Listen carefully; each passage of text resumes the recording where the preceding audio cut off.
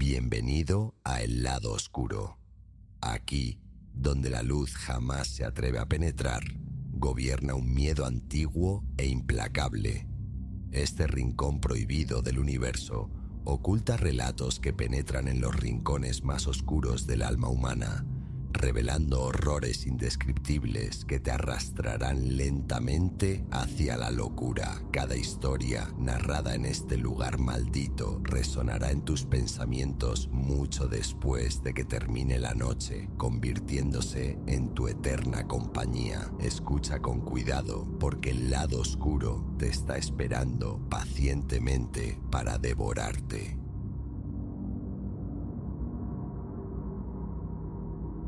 The precise second my role dissolved, from a state professional to cornered animal, was the second I understood the house held not just history, but a hunter, and I, Ilara, was the quarry. An open house, typically an exercise in optimistic staging and polite inquiries, warped into a crucible of survival, searing a brand onto memory that time itself struggles to fade. For more than a decade, navigating the complexities of property sales had been my world. I'd weathered fickle clients, unearthed alarming structural flaws, even placated anxieties over rumored spectral tenants. Nothing, however, foreshadowed the abyss that yawned open that sun-drenched Saturday afternoon in the serene enclave of Willow Creek Heights.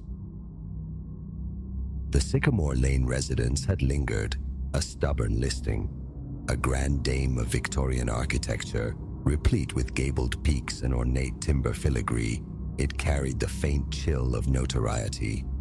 Its previous inhabitants had expired within its walls, entirely natural circumstances, the paperwork insisted, yet the fact remained a potent deterrent. An open house felt like the final gambit. Unlatching the imposing front door that morning, a vague premonition settled. This day would stretch long, marked only by echoing footsteps in empty rooms. Predictably, the initial hours unfolded slow. A few inquisitive neighbors drifted through, eyes cataloging furnishings more than floor plans. A young couple, transparently indulging a weekend browse, followed. An elderly man lingered, his appreciation clearly reserved for the period craftsmanship, not the prospect of ownership. As late afternoon light slanted through the tall windows, I found myself alone, the silence amplifying the house's latent size. Idly, my phone became a refuge, my thoughts already turning towards an early departure. That's when his shadow fell across the threshold. Tall, impeccably attired, he possessed a smile so disarming, it momentarily smoothed the edges of my fatigue. "Have I missed the viewing entirely?" he inquired, a glance at an expensive wristwatch lending authenticity to the question.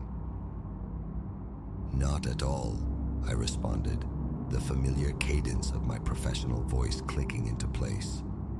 "I was nearing closing time, but please allow me to show you around."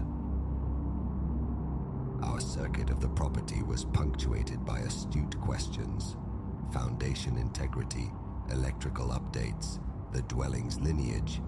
He exhibited a peculiar fascination with the cellar, remarking on its substantial dimensions and the robust lock securing its door. "Discretion is paramount," he offered, accompanied by a conspiratorial wink that now seems grotesque in retrospect. It wasn't until we ascended to the second-floor master suite that the air thickened with unspoken tension. He lingered in the doorway, an elegant obstruction, his gaze sweeping the chamber with an intensity that prickled my skin. "This," he breathed, "is quite perfect. Utterly so." A smile stretched thin across my lips. I fought to keep my tone level. "Shall we return downstairs? I have documentation ready should you contemplate an offer." He pivoted, and the transformation was instantaneous, chilling. The charm evaporated, leaving behind a glacial, predatory assessment. "Oh, my interest is definite," he murmured, his voice dropping to a conspiratorial hush, "but not in acquiring the property." My pulse surged, a frantic drum against my ribs. Escape now. "Well, if you're not a prospective buyer, I must ask you to depart. I have another engagement shortly." A low chuckle, utterly devoid of mirth, escaped him. "No, Ilara, you don't. I've observed this house, observed you. You are quite alone." A desperate surge propelled me forward, an attempt to bypass him, but his movements were liquid, faster. An iron grip clamped onto my arm, thrusting me back into the heart of the room. The distinct click of the bedroom door lock echoed, sealing my panic. "What is it you want?" The question trembled, betraying the calm I strained to project. His smile returned, a terrifying curve of lips. "A diversion. This magnificent vacant stage. Ideal for a game, wouldn't you agree?" My eyes darted, frantic, seeking leverage, a weapon, anything. But the room was sterile, staged for appeal, devoid of personal effects, of anything solid or sharp. "My office expects me to check in," I bluffed, injecting false confidence into my voice. "They know my location." He shook his head with an almost theatrical pity. "No, you mentioned potentially leaving early, didn't you? To your superiors. Nobody anticipates contact until Monday." Ice water flooded my veins. He was right. My casual mention of closing up if viewings dwindled had become a critical error. No one would raise an alarm for days. "So," he continued, producing a slender knife from his jacket, its blade catching the afternoon light. "Shall we commence?" What ensued was a harrowing ballet of predator and prey. I somehow evaded his initial grasp, bursting from the bedroom, only to find my escape route systematically sealed. The grand front entrance, secured and obstructed. The beautiful period-correct windows I'd lauded to visitors hours before, nailed or painted firmly shut. A frantic flight through echoing rooms commenced, his measured footsteps a terrifying counterpoint to my ragged breaths, his voice a silken taunt. "Ready or not," he'd call, the playful tone a grotesque mockery of childhood games. One desperate moment offered false hope. Concealed within a narrow linen closet, breath held captive in my lungs, I heard his deliberate tread pass by. A fragile tendril of relief began to unfurl, only to be violently severed as the closet door flew inward. He'd waited, silent, anticipating my lapse in vigilance. A scream tore from my throat as I shoved past him, terror lending improbable strength to my limbs. The staircase beckoned, my only path upwards, towards the desperate hope of a breakable window. The guest bedroom. I slammed the door, ramming a spindly antique chair beneath the knob just as his weight struck the opposite side. His footsteps ascended, slow, deliberate, each thud promising inevitable discovery. He knew I was cornered. Hands trembling violently, I wrestled with the window sash. Decades of paint rendered it immovable. My gaze swept the room in a final, desperate inventory. And then I saw it. A heavy, wrought iron fireplace poker propped against the decorative hearth. I seized its cold weight just as the doorframe began to splinter under his relentless assault. "You merely prolong the inevitable," his voice filtered through the fractured wood. "Acceptance is simpler. No one is coming for you, Ilara." But as the ravaged door finally gave way, I was poised.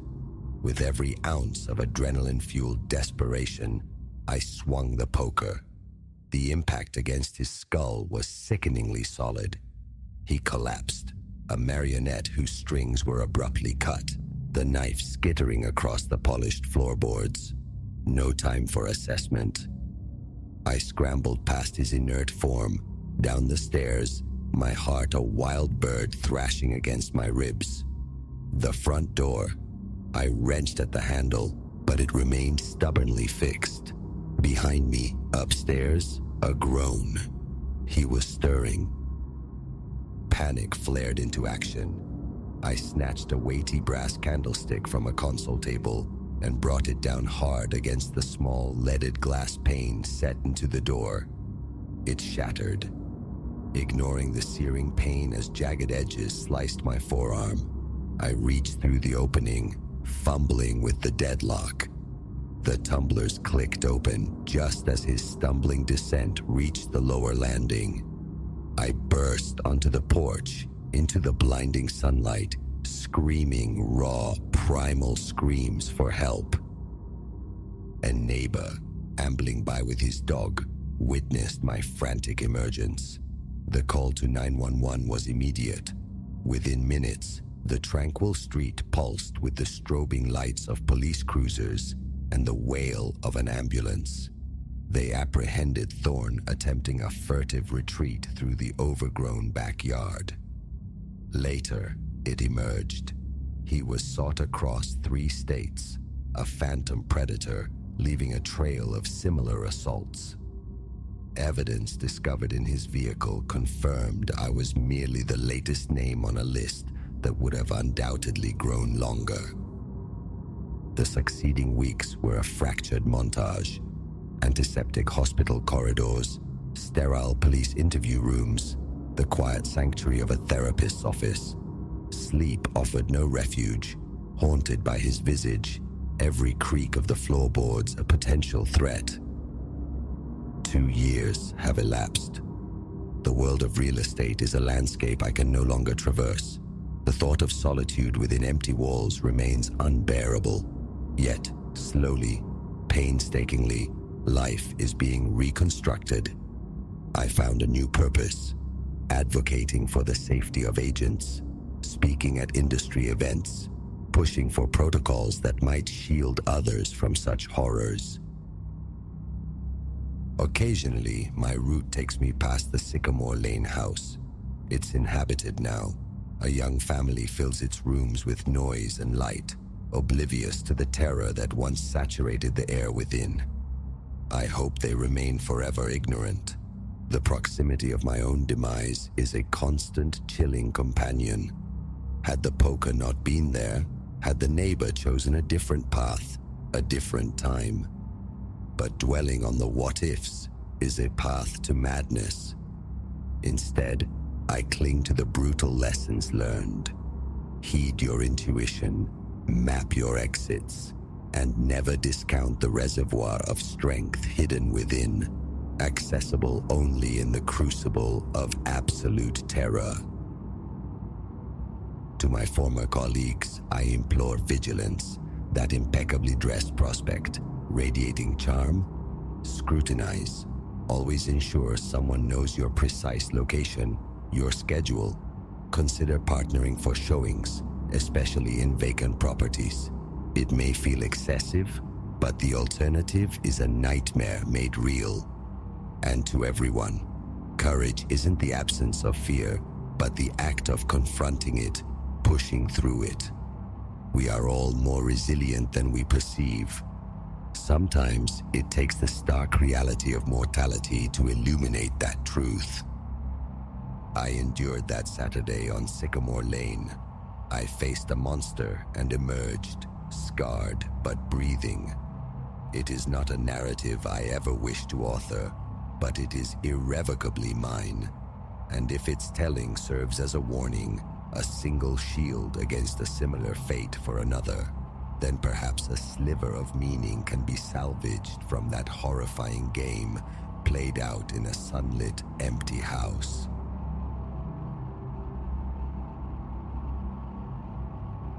That growl, a sound dredged from something deeper than animal throats, ripped through the sterile quiet of the isolation ward, announcing the end of my tenure on this night shift. What waited within that shadowed room would etch itself onto my memory, unraveling my grasp on the known world, blurring the stark line between sentience and savagery. My name is Silas. For half a year, the nights at Elmwood Sanctuary had been my domain, a tranquil post, mostly dispensing food, swabbing concrete floors, occasionally murmuring solace to a trembling stray, manageable, or so the illusion held until that particular Tuesday drifted past midnight. An unnatural stillness draped the sanctuary, punctuated only by the sporadic yelp or muted feline complaint echoing down the long corridors. Flashlight beam carving arcs through the gloom, I trod my familiar path. Then, a noise, faint scratching, sharp against the silence, emanating from the isolation block. Isolation, repository for the ailing, the potentially volatile, usually vacant by this hour. The sound prickled the hairs on my neck. Just vermin, perhaps a raccoon seeking refuge, I offered myself, a flimsy shield against the rising tide of unease. My pulse, however, refused the placation. The scratching possessed a disturbing cadence, a focused insistence, less random intrusion, more deliberate summons. Against every screaming nerve ending, urging retreat, urging caution, I moved towards it.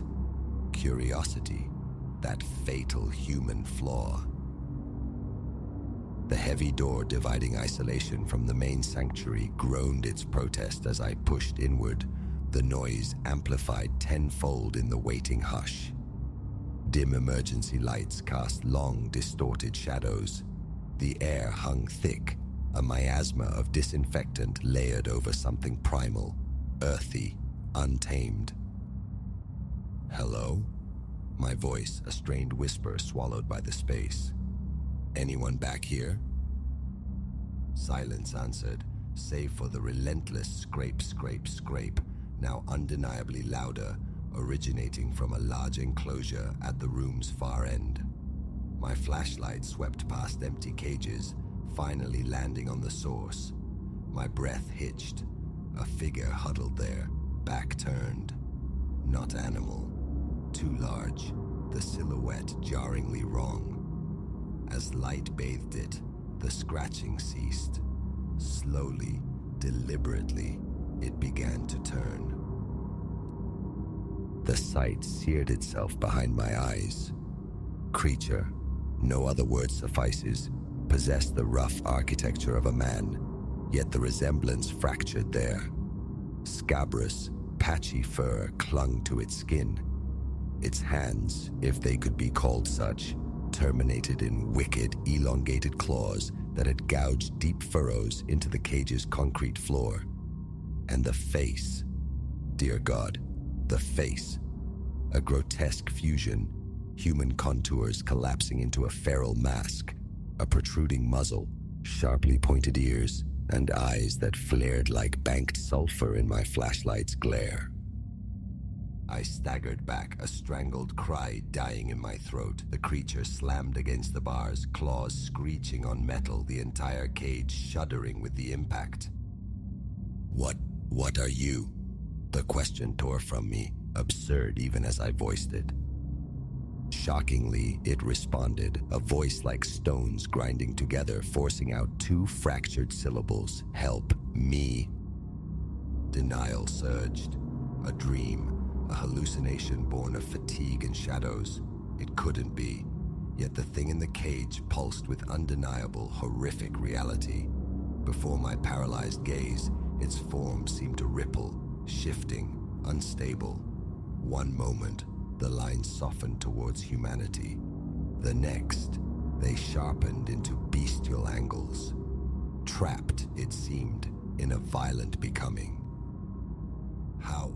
How did you get in here? My voice trembled, a threadbare thing.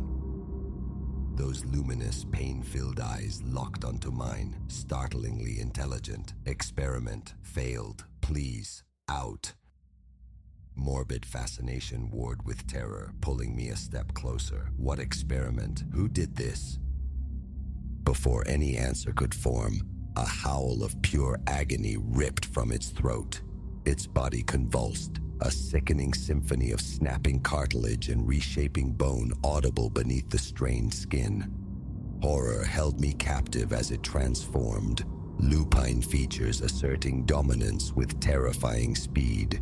The cage door rattled, buckled, metal groaning under impossible strength. It wouldn't hold. Panic detonated within me. I spun, fled, slamming the heavy isolation door shut behind me. Its escalating howls pursued me down the corridor, a sound of primal fury and torment echoing through the sanctuary. I burst into the office, hands shaking so violently, I fumbled with the phone. Who could I summon? Police? Animal control? What protocol existed for this? Clutching the receiver in a sweaty grip, I heard it. The shriek of tortured steel surrendering, followed by the heavy rhythmic padding of footsteps on the linoleum. It was out. The phone clattered from my grasp. My eyes darted wildly, searching for defense. The tranquilizer gun, nestled in its emergency case. I seized it, grabbing a cluster of darts, adrenaline a bitter flood. Positioning myself behind the flimsy shield of the desk, I aimed the gun towards the doorway, holding my breath. It filled the entrance, a hulking silhouette against the corridor's dim light. Here, under the office fluorescence, the horror was starker. A monstrous bipedal fusion of man and wolf, draped in coarse, matted fur. Those yellow eyes found me, burning with predatory focus. "Please," I whispered, the sound barely audible. "Don't. You ask for help. Let me help you." For an instant, a flicker disturbed the feral intensity in its gaze. Recognition? Consideration? Its head canted slightly. Then, the moment shattered. A guttural snarl erupted, and it lunged. My finger tightened. Once, twice, 3 times the tranquilizer gun hissed. Darts embedded themselves in its thick chest. It roared, a bellow of pain and fury, staggering but not falling. I scrambled backward, the desk scraping violently between us. A clawed hand swiped, air whistling inches from my face. I smelled its foul, hot breath, felt the heat radiating from its unnatural form. Just as I braced for the tearing impact, certain those claws would find purchase, the drugs began their work. The creature swayed, its ferocious movements growing leaden. With a final, desolate howl that seemed to mourn its own existence, it crumpled to the floor. Silence descended, broken only by my ragged breathing and the frantic pounding of my heart against my ribs. I stared at the unconscious form. In repose, a strange peace settled over its distorted features. How long I stood there, adrift in the aftermath, I cannot say. Distant sirens, growing closer, finally pierced my stupor. Someone nearby must have heard the chaos. A choice loomed, sharp and terrible. Wait, explain the inexplicable. But who would believe such a tale? And the creature? What sterile lab? What government dissection awaited this tormented soul? Looking down at the pitiful figure sprawled on the office floor, a decision coalesced, one that would irrevocably alter my course. I couldn't condemn it, not after its plea. Fueled by a strength born of desperation, I somehow managed to haul the heavy, inert body out to my car. I drove, navigating the pre-dawn darkness, pushing away from the town, towards the dense, concealing woods miles beyond. As the first tentative fingers of dawn painted the horizon, I pulled onto a deserted shoulder. The creature stirred. I opened the passenger door, stepped back. Slowly, it oriented itself, rising unsteadily. For a fleeting second, our eyes met again. Was that gratitude flickering in their depths, or merely the ghost of the man drowned within? Then, without a backward glance, it turned and loped into the embrace of the forest, vanishing into the trees. I tendered my resignation that same morning. The night shift, I told them, was too much. Not entirely untrue. Now sometimes, when the moon hangs full and luminous in a silent sky, I find myself driving towards those woods, and sometimes, carried on the still night air, I hear a distant howl. It carries a weight of profound sadness, of loneliness, the sound of a being caught forever between two worlds. Did I do right? Was it mercy or monstrosity I unleashed? I carry no easy answers. I know only that the fabric of reality is thinner, more terrifyingly strange than we dare concede, and that somewhere in the deep, shadowed places, a thing that defies existence walks free. Because of me.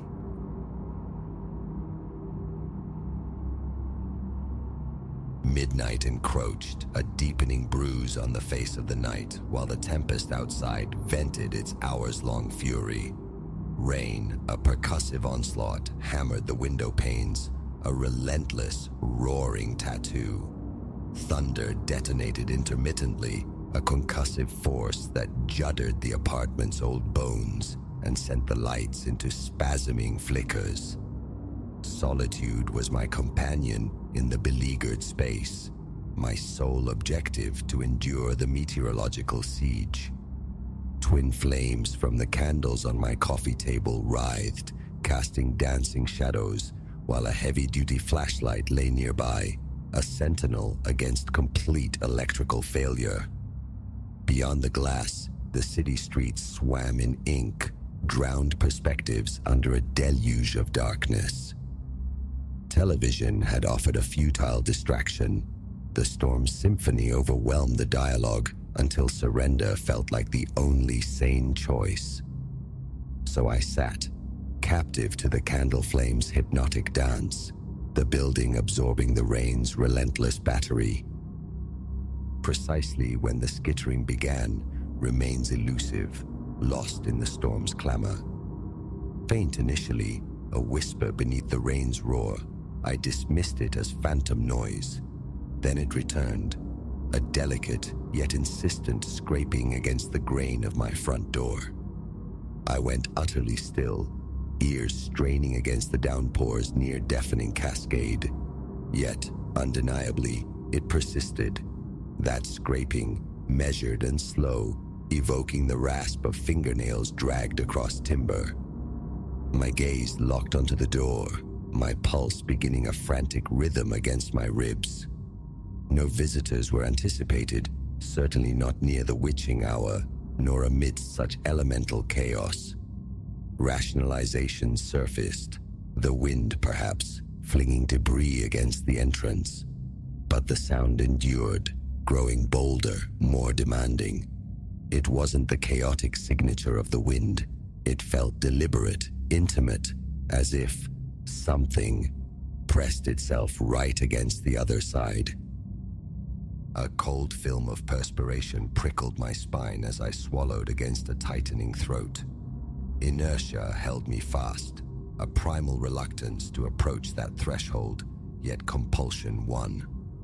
The flashlight clicked on, its beam cleaving the gloom. My hand, betraying my fear, trembled as I rose, each step toward the door a slow, cautious negotiation with dread.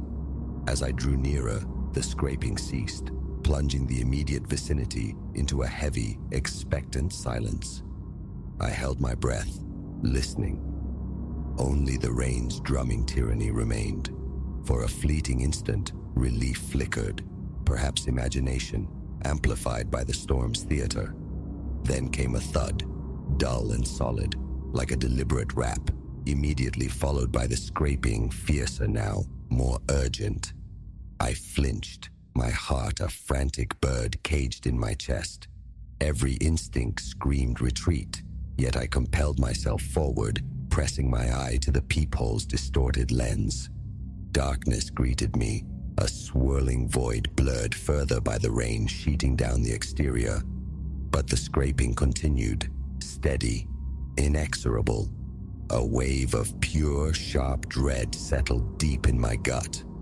Whoever, whatever, lingered out there possessed an unnerving patience. Retreating a step, I clutched the flashlight, its weight a meager comfort, my thoughts scrambling for a plan. Calling the authorities seemed logical, yet the idea of turning my back on the door felt like an invitation.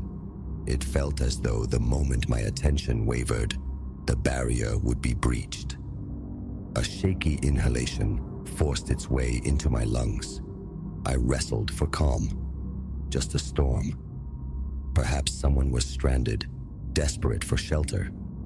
The thought offered no solace. An intrinsic wrongness permeated the situation. Then, slicing through the storm's noise, a voice, male, muffled by the wood, yet distinct enough to send ice sluicing through my veins. "Let me in," it murmured, a low, almost conspiratorial whisper. "Please, I need assistance." Silence was my only reply. I stood frozen, heart hammering. Another knock, louder this time, resonated through the door. "Please," the voice repeated, tinged now with desperation. "It's not safe out here. I'm frightened." Indecision warred within me.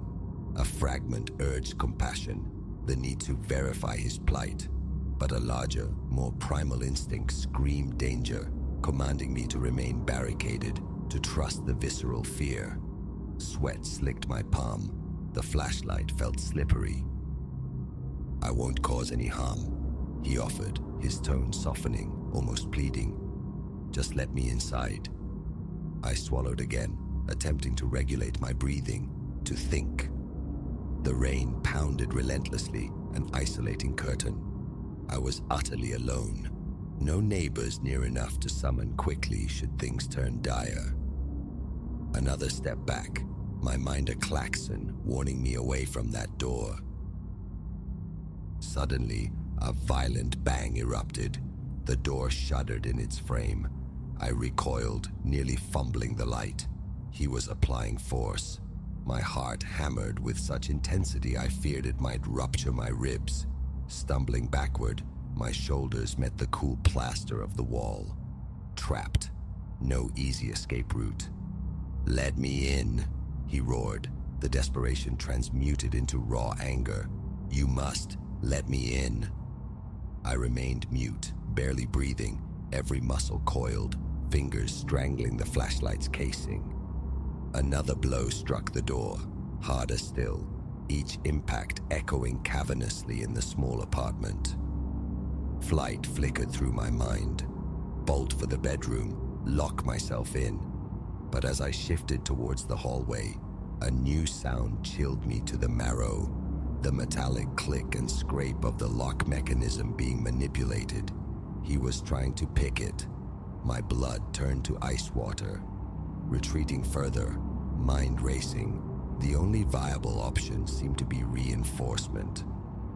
I seized a small console table from the hall, muscles straining, shoving it against the door with trembling hands. The scratching abruptly stopped. A fragile moment of hope bloomed. Had he desisted? Then, a sound more terrifying than the assault. A low, dark chuckle from the other side, dripping with malice. "That won't suffice," the voice sneered. "You can't keep me out. I will get in." I offered no response, pressed hard against the wall, the frantic pulse in my ears competing with the storm's external rage. The wind howled, a mournful counterpoint, but his voice lingered, a venomous echo taunting me. A deep breath, Another attempt at control. I needed help. My fingers, clumsy with adrenaline, fumbled for my phone. I stabbed at the emergency number, pressing the device to my ear, praying for a connection. Static answered. Nothing more. The storm had severed my lifeline. Complete isolation. Utterly alone. The man hammered the door again, a brutal percussion against the wood. I could hear the small table groaning, splintering under the assault. Backing further away, I snatched a chef's knife from the kitchen block, holding it before me, a pathetic talisman. "Open this door," he bellowed, fury incandescent in his voice. "Last chance." Panic surged, a drowning tide. My mind flailed for an escape. The fire escape. Too close to the door, too close to him. The risk felt insurmountable. Then abruptly, silence descended once more. The banging ceased. The scraping vanished. Only the relentless drumming of rain on glass remained. Holding my breath, I strained to hear, heart galloping. Slow, deliberate footsteps sounded then, retreating down the exterior hallway.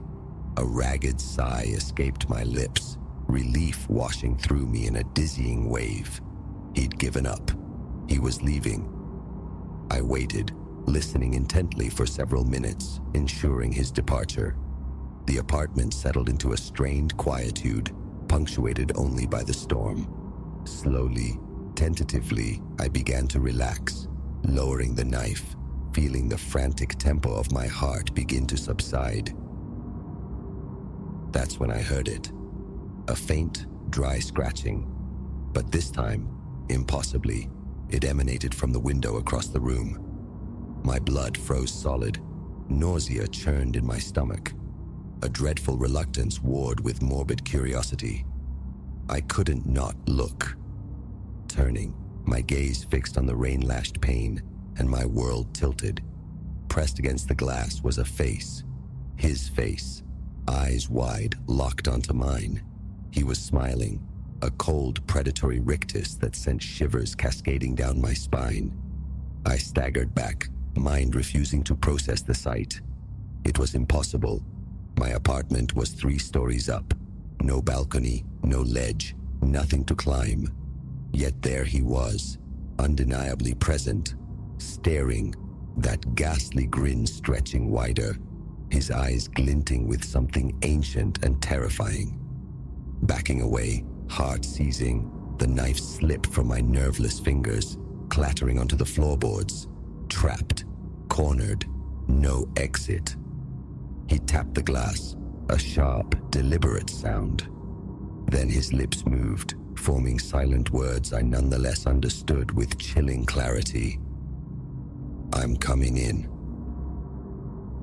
Thought disintegrated. Pure instinct took over. I snatched my phone, my keys, blindly grabbing at survival. The storm, the apartment, none of it mattered. Only escape. I lunged for the front door, wrenched it open, and plunged into the hallway, footsteps echoing wildly in the deserted corridor. I felt his gaze on my back, a tangible pressure, but I dared not look. I ran, propelled by terror, breath tearing in ragged, desperate gasps. Down the stairs I flew, bursting out into the tempest's embrace. The rain struck like a physical blow, soaking me instantly. I stumbled onto the pavement, drenched, shivering, mind reeling, consumed by fear. How long I stood there, a terrified effigy in the downpour, I cannot say, before coherence returned enough to summon help. When the police finally arrived, their methodical search yielded nothing.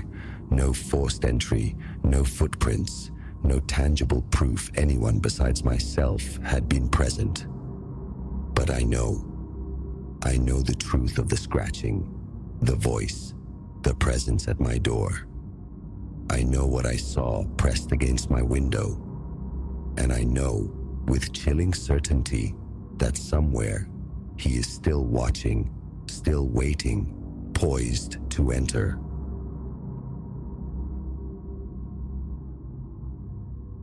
The immensity of the plateau swallowed me whole the moment I set foot upon its sun-baked expanse.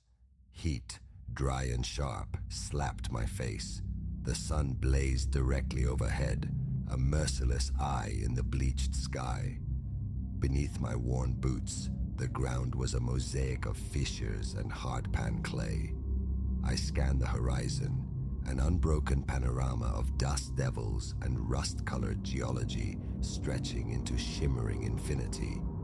Whispers of anomalous rock formations, geological oddities defying conventional explanation, had lured me here. Beyond that, I anticipated nothing. My pack felt meager against the vastness, containing only water, dense protein bricks, and my faithful camera. Miles behind, where sand yielded reluctantly to stone, sat my vehicle, a distant metal beetle on the plateau's fringe.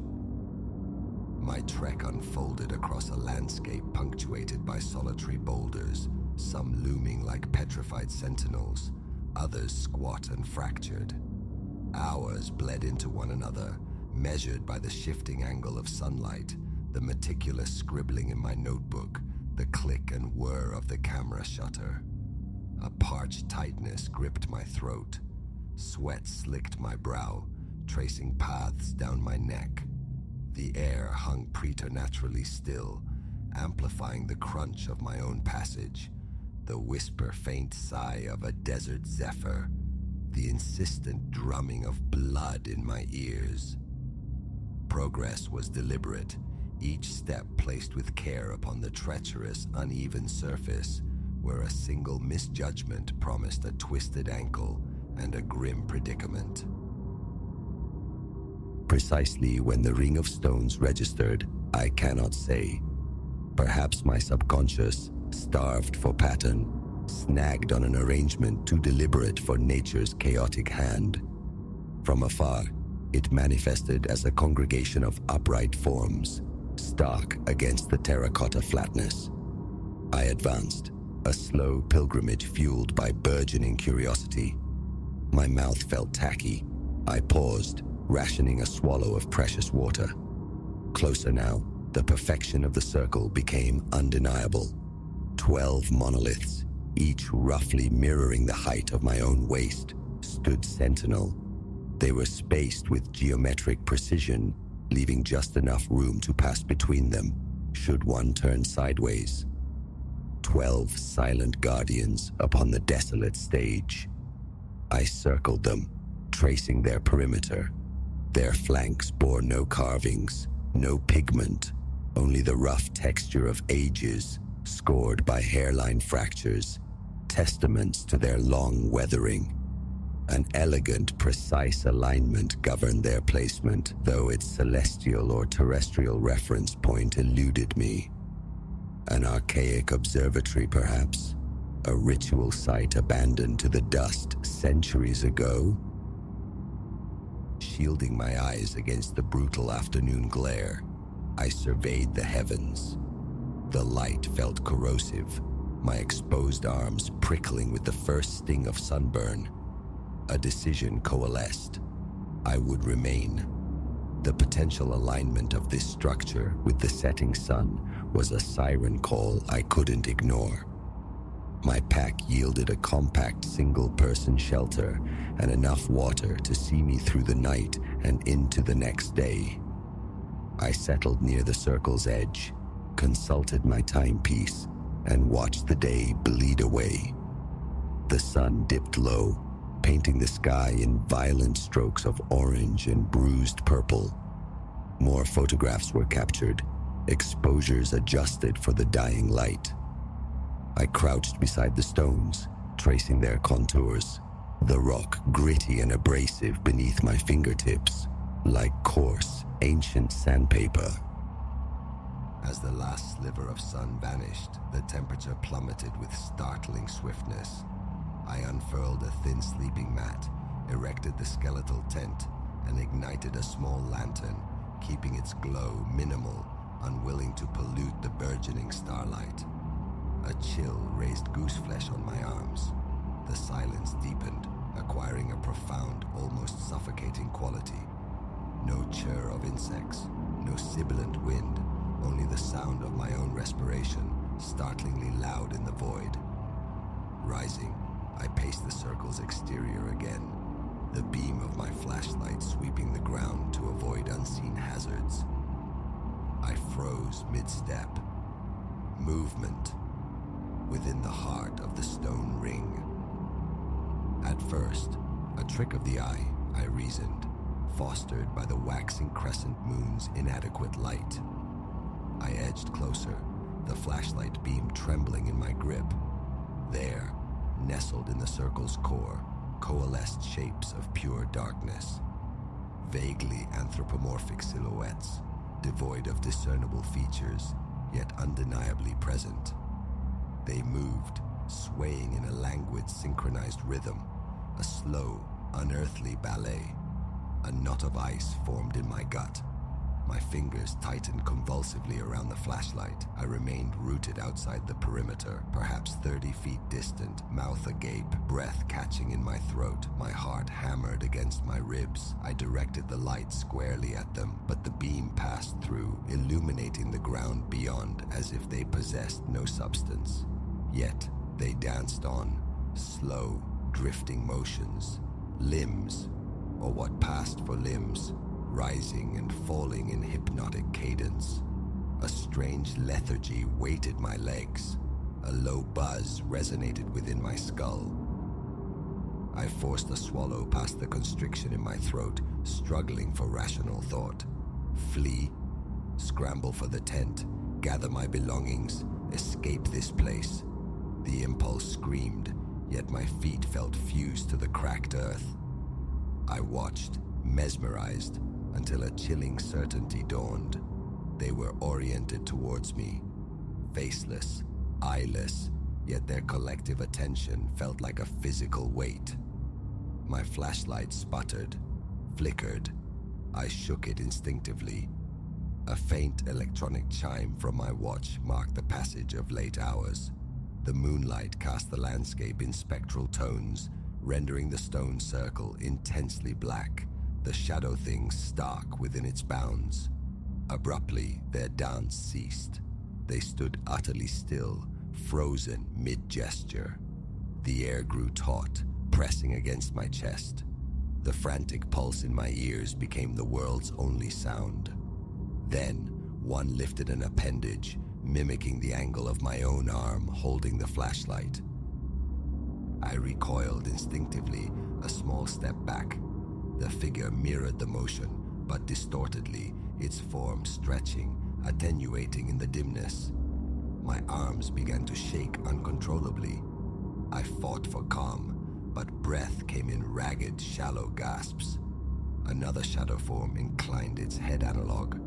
I found myself mirroring the gesture, a puppet responding to unseen strings. Or perhaps a terrifying thought surfaced. It was mirroring me, forcing the response. A dull ringing filled my ears. Every twitch, every turn of my head was replicated within the circle, but warped, their limbs elongating unnaturally, pulling at the fabric of shadow itself. My scalp prickled with primal fear. The urge to run warred with an inexplicable paralysis. My legs trembled violently. My throat was sandpaper. The figures shifted restlessly now, as if testing the elasticity of their own impossible forms. Finally, wrenching control, I stumbled backward again, my heel catching on a loose shard of rock. I nearly fell. Simultaneously, one of the shadows convulsed, its torso twisting unnaturally. A sound reached me, low, sibilant, like a drawn-out hiss, or perhaps the scrape of fingernails on stone. I clicked off the flashlight. In the diminished moonlight, the shadows remained visible, paradoxically outlined by a faint internal luminescence, like voids edged in pale fire. Cold sweat beaded on my neck. My hair prickled. Then came the pull. Not a thought, but a visceral, undeniable compulsion originating deep within my core, a tugging sensation behind my navel urging me towards the circle. My mind shrieked resistance. My heart threatened to batter its way out of my chest. Yet, my feet yearned to move forward. My entire being felt magnetically drawn to that central point, as if tethered by an invisible cord. I fought it, digging my heels into the resistant earth, clenching my fists until the knuckles burned white. But with every passing second, the urge intensified, an unbearable itch beneath the skin demanding to be scratched. A glance towards my tent, a short, desperate sprint away, offered little comfort. Zipping myself inside that flimsy nylon shell felt laughably inadequate. Proximity was the problem. I'd still be near, still vulnerable. My gaze snapped back to the shadows. They swayed once more, slowly, but the pattern had changed. It felt less like a dance, more like anticipation. A soft wind stirred, the first real breeze since sunset, chilling the sweat on my face. I took an involuntary step forward. My left foot moved, detached from my will. The shadows responded, raising their arms in unison. A low hum vibrated in the air, felt more than heard. I tried to regulate my breathing, short, panicked bursts that did little to calm the storm in my chest. Another step. Stop, my mind screamed. Yield, my body replied. I tried to shout, to voice my terror, but only a trembling whisper escaped. Stop it. I anchored my right foot, throwing my weight back, but the ground itself felt complicit, pulling me onward. 10 feet separated me from the circle now. The stones loomed larger, their surfaces revealing faint, intricate scratches I hadn't noticed before. Patterns, not random weathering. The dusty air filled my nostrils, raw and dry. My tongue felt thick, alien in my mouth. Another unsteady half step forward. The shadows seemed to pulse, growing subtly taller, drawing themselves up as if in response to my approach. The humming intensified, vibrating within my sternum, rattling my ribs. The wind gusted, whipping dust into my eyes. I blinked fiercely, rubbing them, my vision momentarily blurring. Through the haze, the shapes flickered, yet their mimicry persisted. As I raised a hand to wipe sweat from my brow, their shadowy limbs lifted in that same unsettling, distorted synchrony. Drawing a ragged, stinging breath, I stood poised on the precipice, staring into the abyss contained within the ring. I desperately wanted to break the connection, to sever the invisible tether. Part of me yearned to simply collapse, to surrender to the unyielding earth. Instead, another step carried me forward, only feet away now, close enough to reach out, to touch the cold, ancient stone. Adrenaline surged, tingling in my fingertips, churning my stomach. I strained backward, a silent, internal battle against my own musculature. Useless. It was like being caught in a current, inexorably drawn towards the circle's center. The throb of my pulse was deafening. Sweat plastered my hair to my forehead, dripped saltily past my eye. I swiped at my cheek with a trembling hand. As if acknowledging my imminent arrival, the shadows parted slightly, creating a gap directly before me, an open invitation into their domain. I stepped between two stones. The air within the circle was instantly, shockingly colder. My breath hitched. The ground beneath my boots felt strangely yielding, softer than the surrounding hard pan. My knees threatened to buckle. I saw my own shadow stretch before me in the moonlight, but it lagged, disjointed, its movements trailing mine by a fraction of a second before snapping into place. A faint crunching sound underfoot, like grinding pebbles. The humming swelled, filling my skull with its resonant thrum. Edging towards the epicenter, the shadow figures flowed around me, enclosing me in slow, silent arcs. The air grew thick with the scent of dust and a faint, acrid tang reminiscent of sulfur. My eyes watered. My heart hammered so violently it ached. Extending their amorphous limbs, the shadows formed a wide, unbroken ring around me. Every shift of my weight, every nervous twitch of my fingers elicited an immediate, distorted echo from the figures. A peculiar, tingling numbness spread through my fingertips. A heavy ache settled deep in my calves. Thoughts fractured, scattering like dust motes. Coherent planning dissolved. My entire focus narrowed to the silent, shifting silhouettes encircling me. No eyes, no mouths, just outlines defining absence, heads and limbs sketched in darkness. They maintained a distance of several feet, yet effectively blocked any path to the perimeter. I turned my head slowly, desperately scanning for an opening. Each movement I made rippled through the ring. My breath came in shallow, painful gasps. "Let me out," I rasped, the words low and shaky. No audible response, but their heads tilted in perfect, unnerving unison. I raised both hands, palms outward, a gesture of placation. My muscles felt rigid, uncooperative. They mirrored the action, shadowy arms lifting simultaneously. The pressure in my chest intensified. A faint vibrational rattling traveled up my spine. Testing the cordon, I took a slow step backward towards the gap between two stones. They flowed forward, maintaining the precise distance, keeping the ring intact. My legs gave way. I collapsed to my knees, panting, the sour taste of fear coating my tongue. Grit ground between my teeth, making me gag.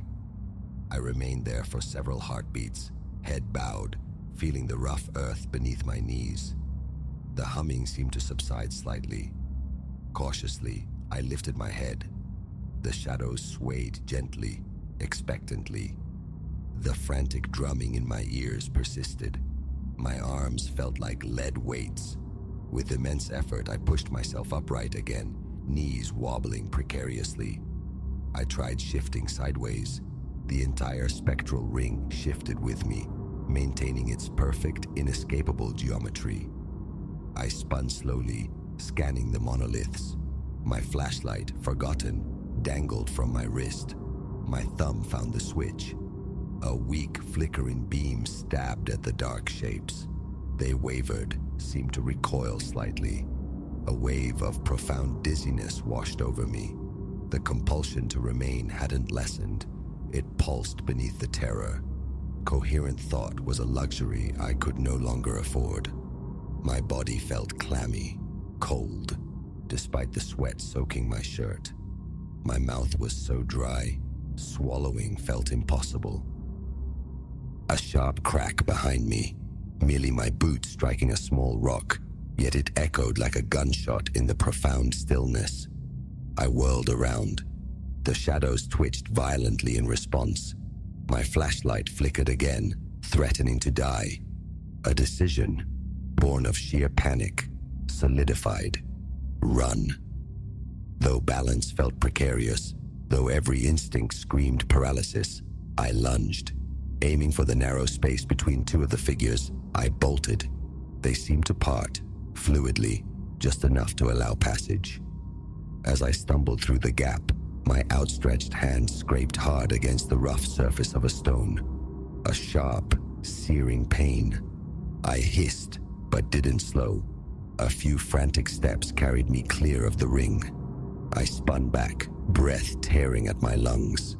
The shadows remained within the circle, swaying gently once more, their strange dance resuming. They made no move to follow. My lungs burned. Blood welled from the gash on my hand. I smeared it absently on my trousers. Tears, born of fear and stinging dust, blurred my vision. One last look. The dark figures, arms raised, silhouetted against the pale moonlight, continued their silent, timeless ritual.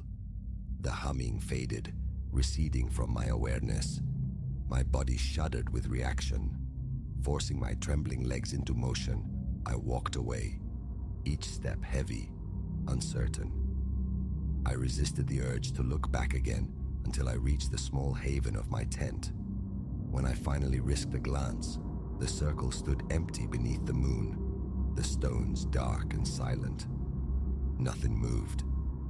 I collapsed onto my sleeping mat, tremors still racking my frame.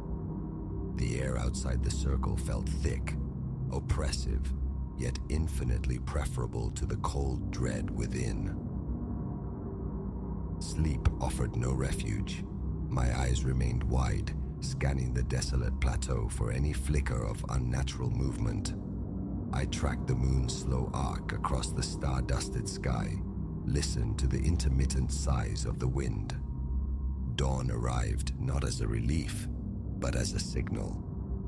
I rose stiffly, dismantled the tent with numb fingers, packed my gear, and cast one final survey across the immense, silent landscape. The circle of stones remained, innocuous in the burgeoning daylight, betraying nothing of the night's terrors. My legs felt unsteady, alien, as I began the long walk back. No running this time, just a steady, deliberate pace, punctuated by frequent, nervous glances over my shoulder. The sun climbed, its heat already beginning to press down. My lips were cracked, my throat raw. Every time the memory of the shadows surfaced, my heart lurched. Reaching the car felt like breaching the surface after holding my breath underwater for too long. I threw the pack onto the passenger seat, slammed the door shut, a solid, reassuring sound in the vast emptiness. My reflection in the rearview mirror was a stranger, pale, eyes wide and haunted, a muscle twitching uncontrollably beneath my left eye. The engine turning over was the sweetest sound I'd ever heard. I drove, putting miles between myself and that plateau as quickly as the terrain allowed, with no destination in mind other than away. My mind churned, replaying the impossible encounter. No explanation presented itself, no comforting rationalization. There was only the chilling certainty of the experience, the visceral memory that still tightened my stomach into a cold knot. Those stones, that circle, those dancing, mimicking shadows. Whatever they were, wherever they came from, I carried their imprint, a silent vow echoing in the chambers of my heart. Never again.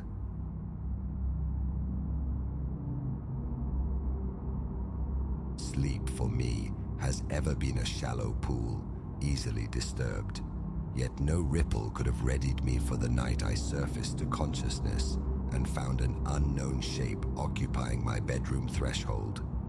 The form was starkly, undeniably human, a sentinel carved from shadow, motionless and mute, observing me from the very edge of my most intimate sanctuary. In that suspended instant, ice locking my limbs, I knew the fragile membrane of my home's security had ruptured. Life, as I understood it, fractured irrevocably. It was a Tuesday bleeding into Wednesday. The digital clock face glowed 2:37 a.m. I recalled the phosphorescent numbers searing my vision the second I snapped awake, my heart already a frantic drum against my ribs before cognition caught up. Some primal sonar had pinged, a silent shriek in my subconscious insisting, "You are not alone." At first, fragments of dream clung like mist, but as my pupils strained, dilating against the gloom, the figure resolved. A man, lean and tall, poised with unnerving stillness in the open frame of my door. The hallway beyond was unlit, rendering him a void against the deeper charcoal textures of my apartment. Breath hitched, trapped in my lungs. A desperate hope flickered. If I remained utterly inert, utterly silent, perhaps awareness of my waking would elude him. My thoughts scattered like startled birds. Burglar, obsessive phantom, some disoriented soul adrift in the wrong building. No possibility offered solace. Seconds distended, stretching into an elastic eternity. Still, he held his pose. Doubt gnawed. Was this a phantasm born of sleeplessness, a waking terror? Yet the pressure of his presence was palpable, an unseen gaze I could feel physically, though his eyes remained lost in the darkness. Tentatively, agonizingly slowly, my hand began its glacial creep across the bedsheets towards the nightstand, towards the smooth, cool promise of my phone. Deliverance lay inches away.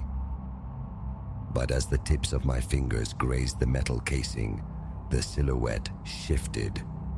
I froze solid, my hand suspended mere fractions above my potential lifeline. He advanced a single, deliberate step. A scream began to coil tight in my throat. Before it could tear free, before my fingers could close on the phone, before any instinct of self-preservation could translate into action, he spoke. "Don't," the voice rasped, low and resonant with static. "No movement, no sound. Attend." Against every screaming nerve ending, I submitted. What alternative existed? He commanded the space between me and escape, his potential armament an unknown variable. "I have observed you, Clara, for a considerable duration," he continued. My name on his lips sent a glacial shock through my veins. This was no random intrusion. He knew me. "Your rhythms, your small rituals, your solitude is known to me. The library where you work, the Thai cuisine you favor each Friday."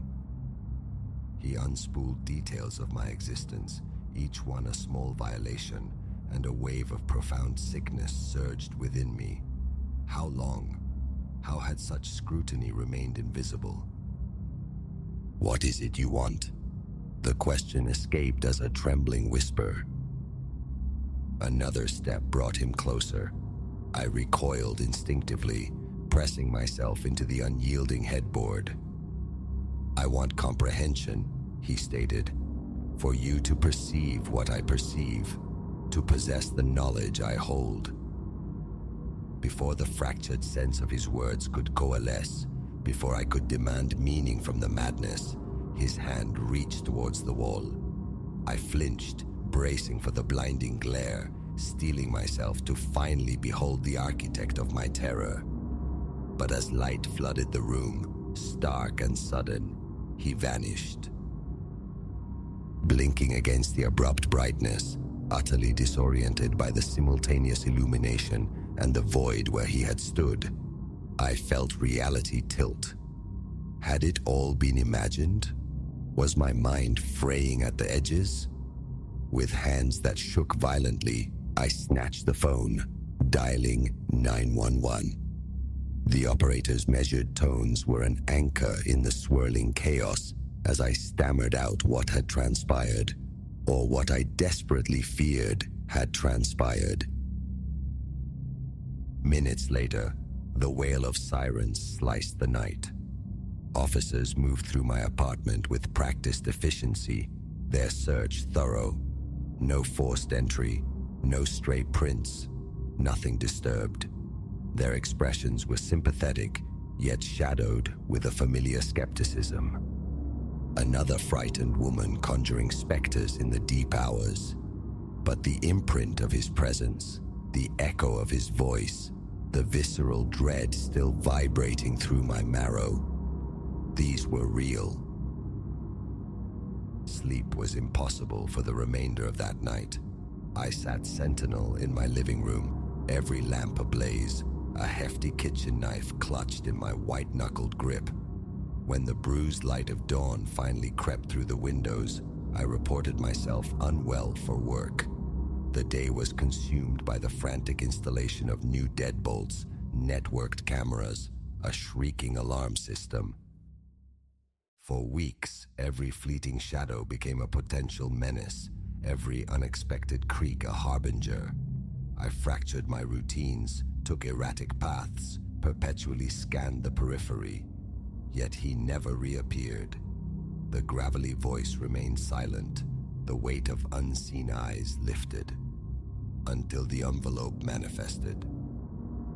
A month had elapsed since the visitation.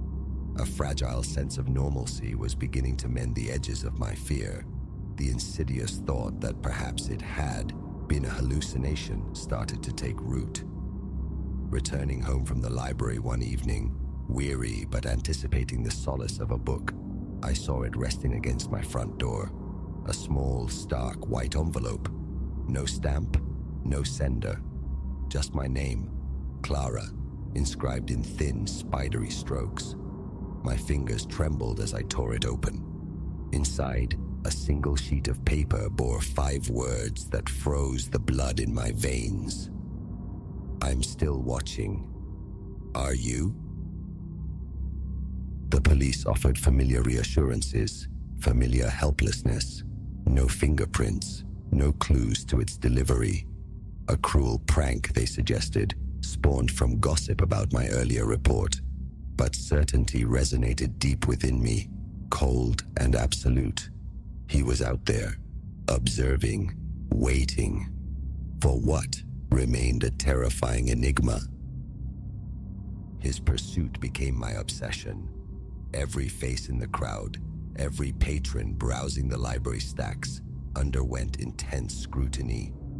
More cameras sprouted, blanketing every approach to my apartment, every visible angle. Night after night became a ritual of reviewing footage, hunting for a flicker, a shape, a sign. Weeks bled into months. No further notes materialized. No spectral figures haunted my doorway. Yet the sensation of being watched never truly dissipated. It became a constant, low-frequency hum beneath the surface of my days, an oppressive weight. My friends' concern grew palpable. I was becoming paranoid, they murmured, adrift in my own anxieties. Perhaps they held a truth I couldn't grasp. But how could I articulate the chilling reality of an unseen entity who knew the intimate landscape of my life, who could materialize and dissolve like smoke? It was precisely 1 year after his intrusion that I saw him again. Walking home from work, mind adrift, I caught a familiar silhouette reflected in the polished glass of a shop window. My heart hammered. I spun around. The pavement behind me was empty. Then, refocusing on the reflection, I saw it. My own image stared back, but hovering just behind my shoulder where no one stood, lingered a shadow, tall, lean, utterly out of place. I whirled again. Nothing. Turning back to the window, the shadow too had evaporated. Understanding dawned, cold and sharp. He hadn't left. He had merely retreated to the margins, perpetually just beyond the veil of sight, always watching. He would continue this way, a phantom haunting the periphery of my vision, the shadowed corners of my thoughts. That night, I went home and dismantled the cameras. The security system manual joined the discarded locks in the trash. What purpose did they serve? He could breach my walls if he desired. He already resided within them, in a way. Even now, penning these words, I sense him, not as a physical occupation of space, but as an undeniable pressure, an ambient awareness, watching, waiting. The purpose remains shrouded. Perhaps one night I will wake again to find him framed in my doorway. Perhaps this time he will step fully into the light, offer a face, a reason, an explanation for why I was chosen for this haunting. Or perhaps he will remain forever a flicker at the edge of sight, an enduring testament to the terrifying fragility of our perceived safety, our illusion of privacy. So, should you wake in the deepest part of the night and feel an unaccountable gaze upon you, should a shadow stretch where no shadow has rights to be, recall my account. Understand that the monsters are not always confined to childhood closets or beneath the bed. Sometimes they stand plainly in the doorway, watching, perpetually watching, and all that remains is to watch back.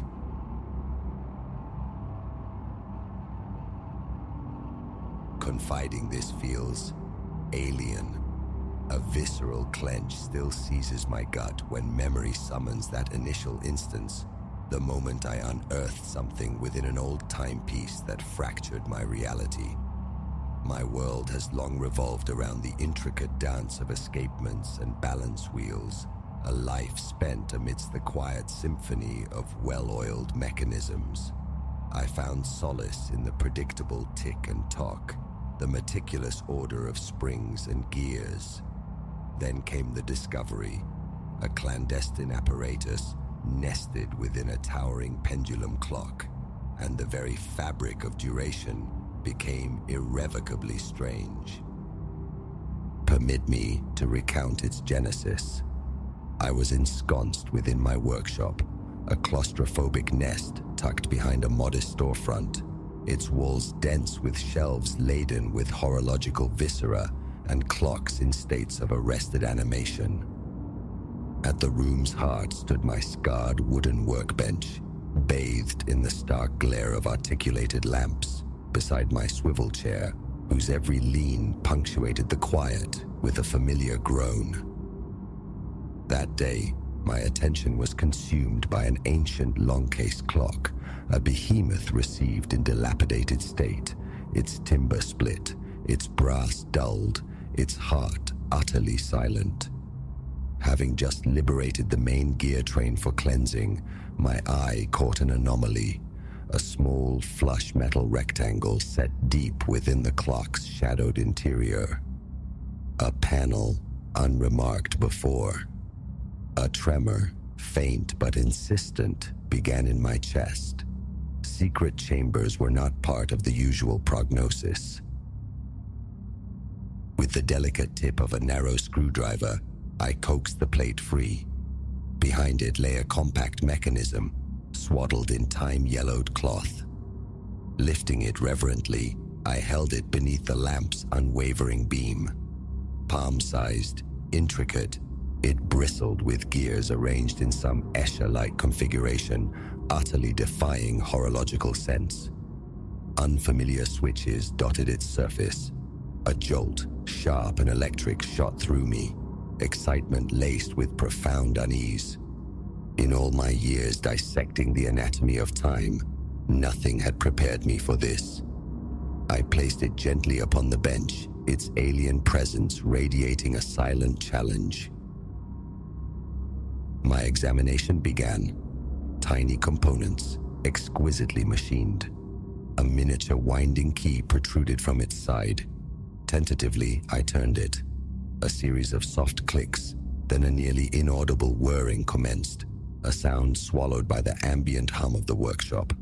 Near its apex, a minuscule lever. I nudged it. Silence persisted.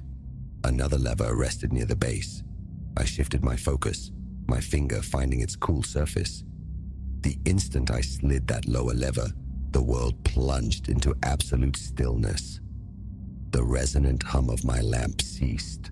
The collective ticking from the dozens of clocks lining the walls vanished.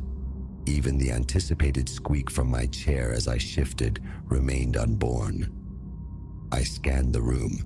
Motes of dust hung suspended, frozen constellations in the lamplight. My own respiration roared in my ears, loud, intrusive. My throat was parchment dry.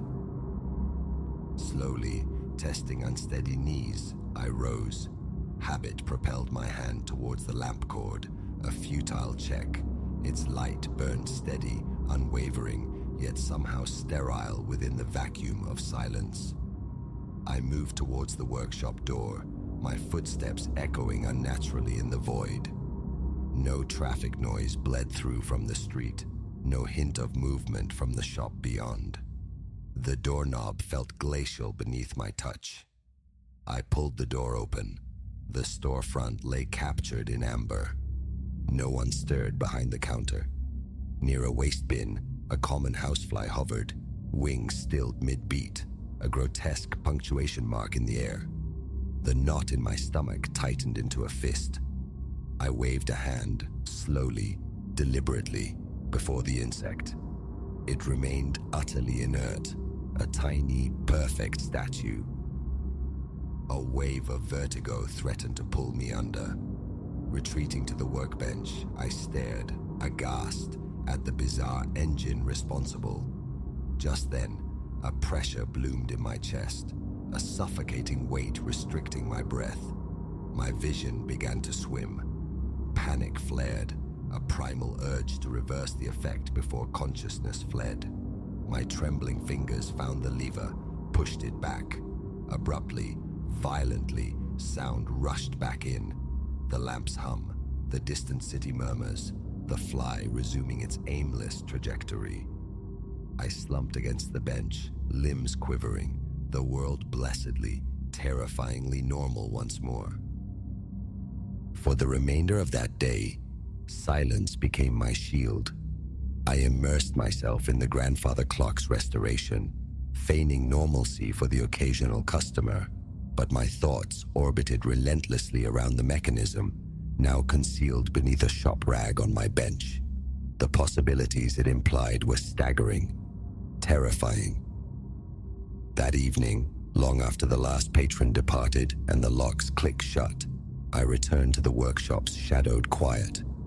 The urge to verify, to understand, was irresistible. I wound the device as before.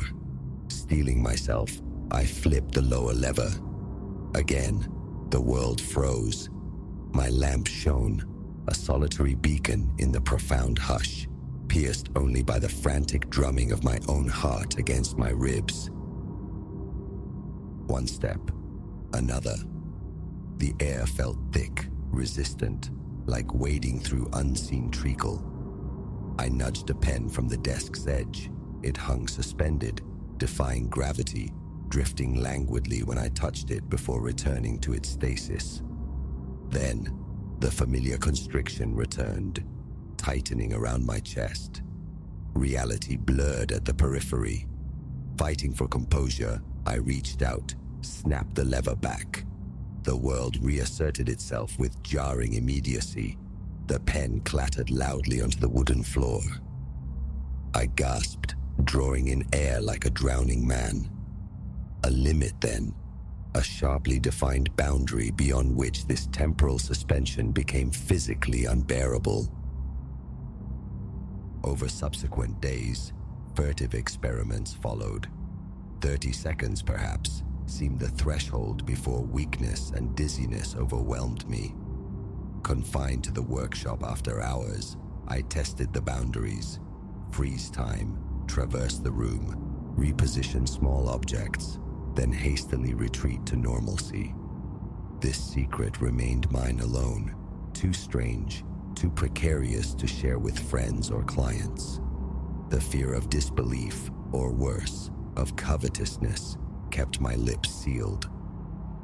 One evening, emboldened, I ventured beyond the shop door while the mechanism held the world in thrall. It was late, perhaps 8 or 9. The pavements were mostly deserted, though cars still slid past on the street. Activating the device, I stepped out. Everything halted. I circled a parked sedan, peered at the driver frozen mid-reach towards the passenger seat. My pulse hammered. I tapped the window. No reaction. Backing away, the sheer weight of the silence felt crushing, my breathing shallow. That familiar thoracic pressure began its insidious creep. Then, a flicker in the car's side mirror. Movement. I spun around, heart leaping. Nothing but the static tableau behind me. A chill traced my spine, though the air itself was utterly still. Scrambling, I deactivated the device, stumbling back into the workshop's relative sanctuary, lungs aching, sweat cooling on my face. The intrusions persisted through the following week's clandestine trials. Each time I invoked the stasis, unsettling anomalies registered at the edges of my perception. A fleeting darkness skittering across the floor, a pallid contour glimpsed just beyond a threshold. My palms grew slick, my heart a frantic prisoner in my chest. I began leaving the workshop lights burning through the night, a flimsy defense against shadows both real and imagined. Late one night, resolved to confront these apparitions, perhaps figments of stress, I reasoned. I set a small digital camera on the bench, aimed it towards the room, and pressed record. Then, I engaged the mechanism. Useless, of course. The camera froze along with everything else. Undeterred, I stepped into the back storage room during the ensuing silence. My gaze swept ceaselessly, probing corners, dissecting shadows. My legs felt leaden, my mouth arid. I strained my ears against the profound quiet. Then, distinctly, a faint, dry scrup. Metal on concrete. My scalp prickled. I whirled around. Nothing. The sound did not repeat. Hurrying back towards the main store area, the pressure in my chest intensified alarmingly. Seconds later, necessity forced me to flip the lever. Normalcy crashed back. My heart felt dangerously close to bursting. Yet, I couldn't desist. Shorter intervals became my norm. 5 seconds, 10. Each time, scanning, searching, hoping to resolve the ambiguity. One evening, deep within a 10-second suspension, I caught it, the definite outline of a form near the rear exit. Tall, yet indistinct at its margins, rippling slightly like heat haze. It shifted. My breath hitched, muscles locked in panic. The chest constriction flared violently, demanding release. I slammed the lever back. When the world righted itself, the space was empty, but a residual coldness clung to that corner of the room. My appetite waned, weight slipped from my frame. Sleep offered little respite, haunted by distorted shapes lurking in frozen moments. What were they, these entities coexisting within the paused instant? They never interacted, never approached, yet their mere presence felt draining, parasitic. Seeking the perceived safety of daylight, I took the device to a nearby park one afternoon. I waited until a relatively busy moment, found an unobtrusive spot on the pavement, and activated the mechanism. Pedestrians halted mid-stride, mid-laugh. A breeze had been rustling leaves. Now, a scrap of paper hung motionless in the air, trembling almost imperceptibly. Turning, my gaze snagged on a flicker atop a distant mailbox. Squinting, I discerned something. A knot of spidery, disjointed limbs. A sound reached me then, thin and dry, like desiccated whispers. A profound chill permeated my hands. My ribs vibrated with the force of my heartbeat. I felt rooted to the spot, wanting desperately to flee, but finding my legs unresponsive. The shape flowed across the street, dissolving behind a parked van. I stared, searching the empty space where it had been. Dizziness washed over me. Fumbling, I disengaged the lever and leaned heavily against a brick wall until the world stopped spinning. My sleep patterns fractured. Awake in the deep hours, I'd picture those forms waiting, patient, within the stilled dimension. The mechanism now resided in a small, sturdy safe beneath my workbench. Days would pass where I resolved to ignore it, but the siren call of the unknown, the sheer impossibility of it, always drew me back.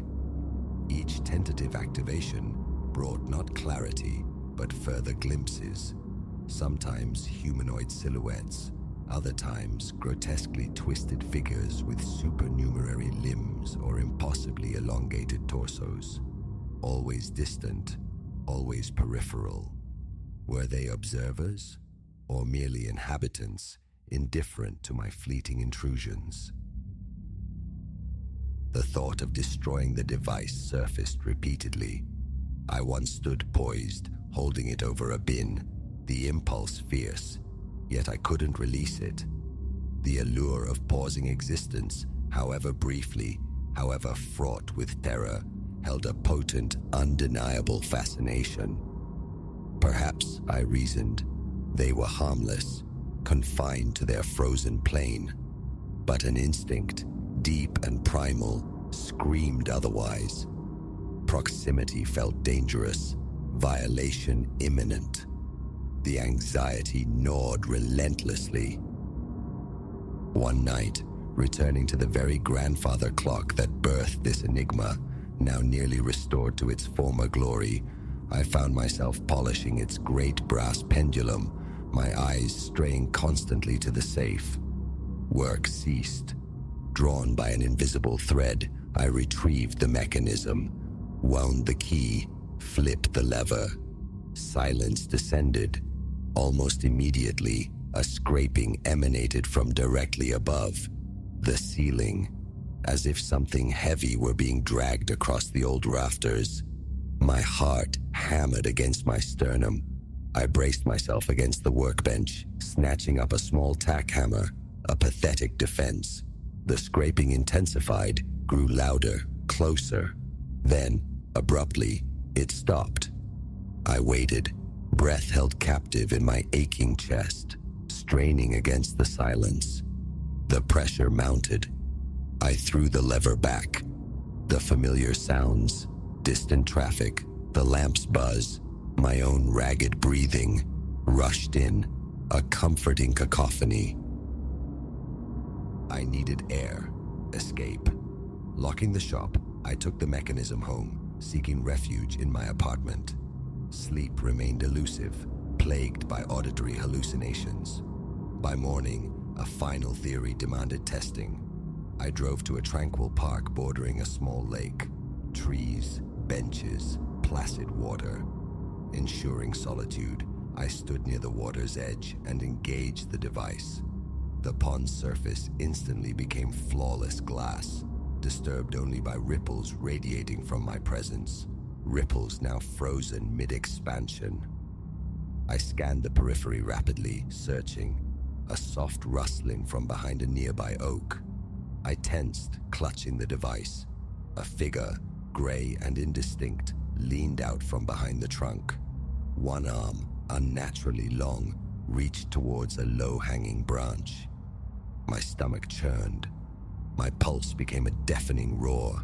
I could almost perceive a face, but it remained obscured, like breath fogging a mirror. I retreated slowly, carefully, never breaking eye contact. It remained still, merely observing. The word felt inadequate. My eyes burned, breath coming in short, sharp gasps. Turning, I flipped the lever as I stumbled away. The pond stirred back to life. Leaves whispered in a sudden breeze. Behind the tree, there was nothing. And so, I sit here now, back in the workshop, this confession extracted. The mechanism rests in its steel box, a Pandora's artifact I dare not open, yet cannot entirely forsake. Exhaustion is my constant companion. My hands tremble whenever the safe clicks open. I remain ignorant of what those entities are, adrift in the stopped moments, unsure if I truly wish for illumination.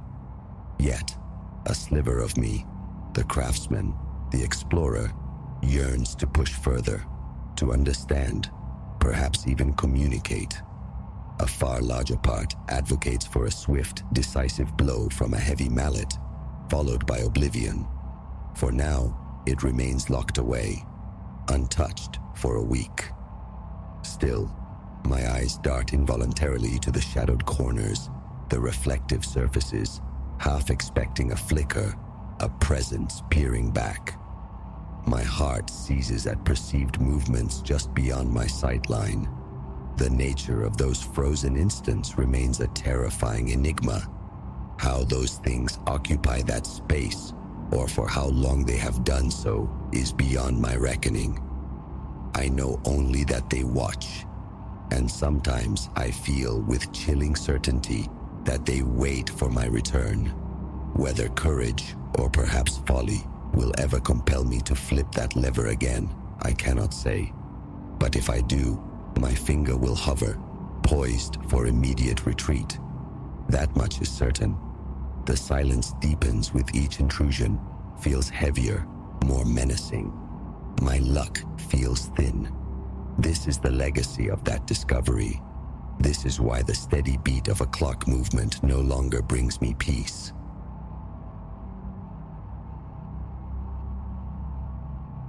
This apartment, secured for its mercifully low rent in a city that bled coffers dry, became my refuge a few months past.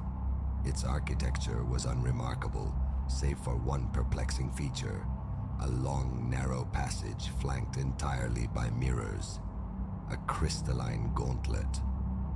My first traverse through it conjured images of distorted carnival attractions, the floor-to-ceiling glass panels multiplying my form into an unnerving, infinite regression. A flicker of disquiet registered, swiftly dismissed as a quirk of eccentric design. The lease was signed. Acclimation, I assured myself, would follow.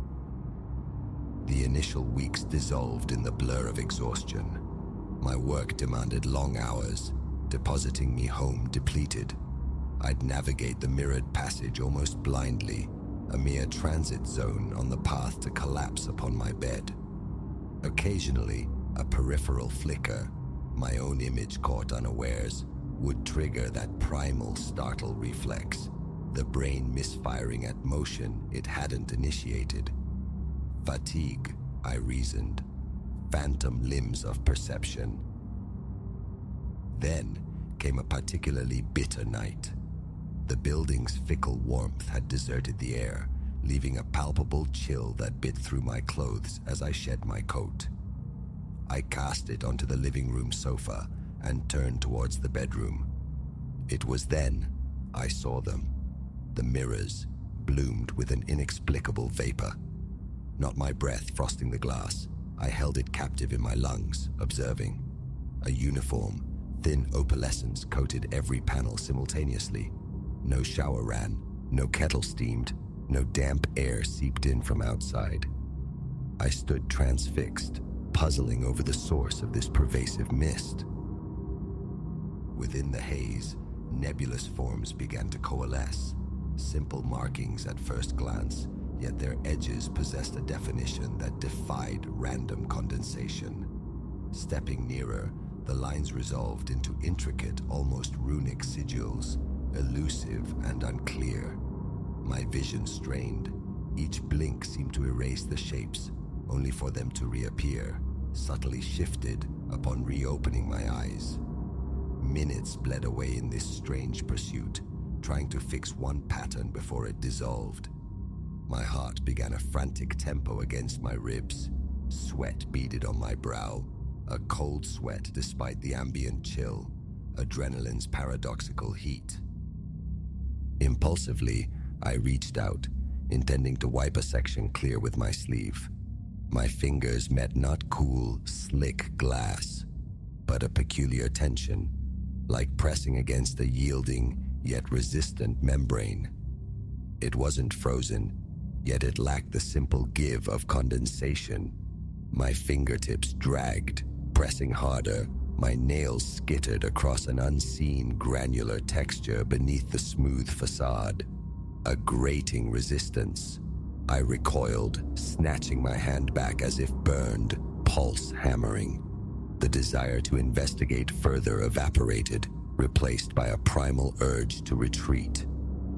I backed away, the sensation of unseen eyes following me, and fled to my bedroom. That night, Sleep offered no sanctuary, plunging me instead into the first of many harrowing dreams. I stood enveloped in an impenetrable miasma, visibility choked to mere inches. The air clung damp and frigid. The ground beneath felt like sodden concrete. Then, shadows stirred within the white void. Disembodied limbs materialized, spectral forearms tipped with grasping hands that clawed at the empty air around me. I tried to flee, but my legs were leaden, wading through viscous mire. The hands drew closer, brushing against my clothes, my skin. A knot of pure panic tightened in my chest, breath tearing raggedly. Just as one spectral hand closed firmly around my wrist, I surfaced violently into darkness, drenched in sweat, sheets entwined around me like bindings. My heart thrashed, a painful echo of the dream's terror. It took long moments for my breathing to steady. Morning banished the spectral condensation. The corridor mirrors gleamed with deceptive normalcy. Had the previous night not occurred, I might have dismissed it all as nightmare fuel. But as dusk bled into evening, I checked again. The mist had returned, blooming in erratic patches across the glass. Within them, faint patterns stirred anew, different configurations, yet bearing the same unsettling signature of loops and curves. A chill traced its way down my spine. I fought against the rising panic, attempting futilely to impose logic. Temperature differentials, peculiar airflow. Yet no rational explanation accounted for the precision of these shifting glyphs, fading and reforming like shy living things. I attempted to clean one panel with a cloth and glass solution. The fabric immediately dragged, snagging on invisible burrs. Applying more pressure elicited a faint, abhorrent scratching sound that set my teeth on edge. My hand began an involuntary tremor. It felt disturbingly like scraping ice from a frozen windshield, though the room remained merely cool. I stepped back, dropping the cloth. Nausea coiled low in my stomach.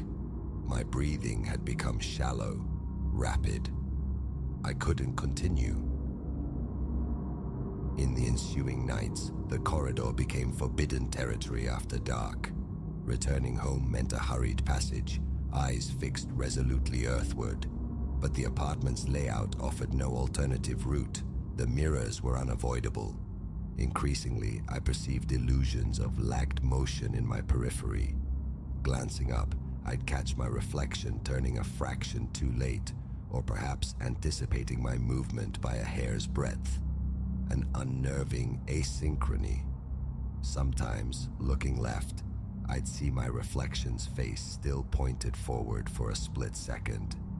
Each instance sent a crawl of fear across my skin, cutaneous alarms sounding silently.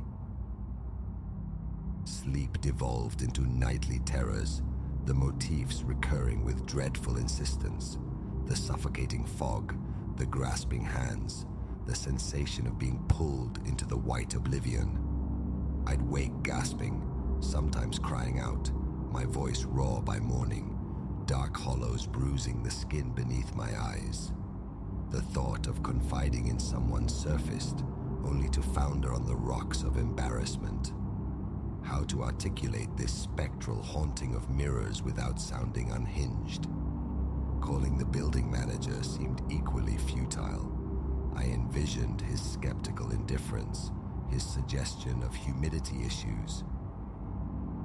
Perhaps 2 weeks after the phenomenon began, desperation spurred a new tactic.